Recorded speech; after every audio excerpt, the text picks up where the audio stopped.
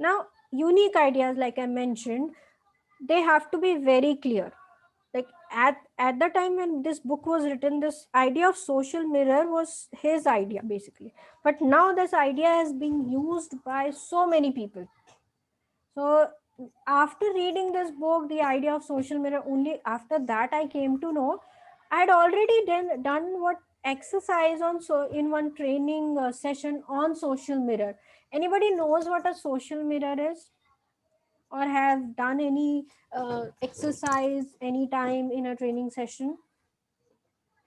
And did you know that this concept was actually by Stephen Covey?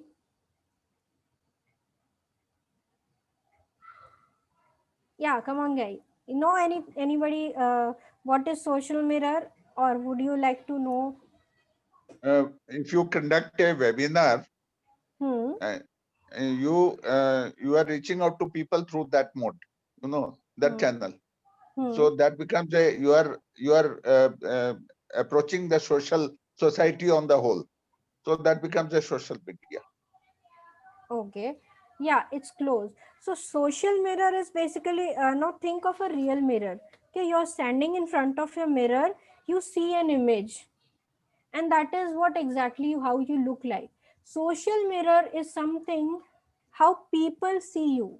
How you see you is what normal mirror will tell you, but how people see you, who's going to tell you?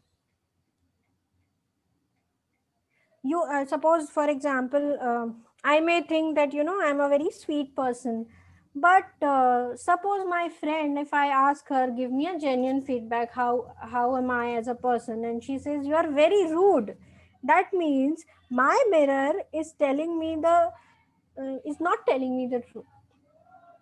But the social mirror says that I am not so good as I'm thinking.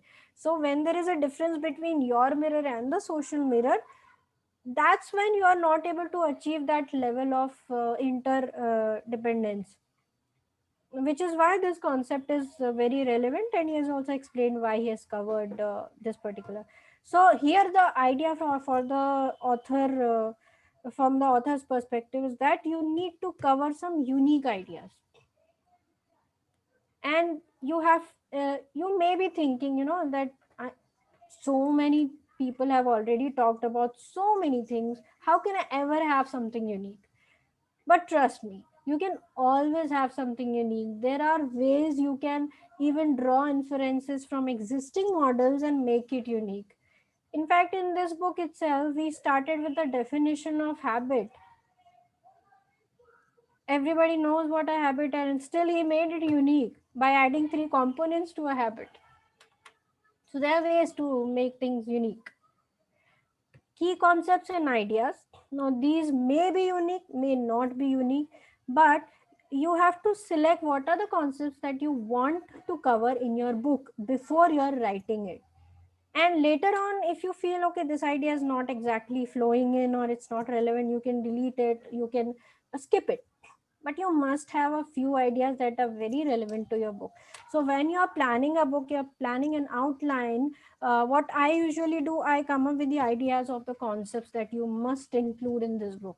Later on, some concepts may or may not be included, but for start, I have a list of these concepts that these are important for the topic, so I must include them. So like here I have shown you an example, emphatic listening, that he thinks is important, so has included. Other abundance mentality, synergistic communication, these are all explained nicely in the book, covering a good significant part.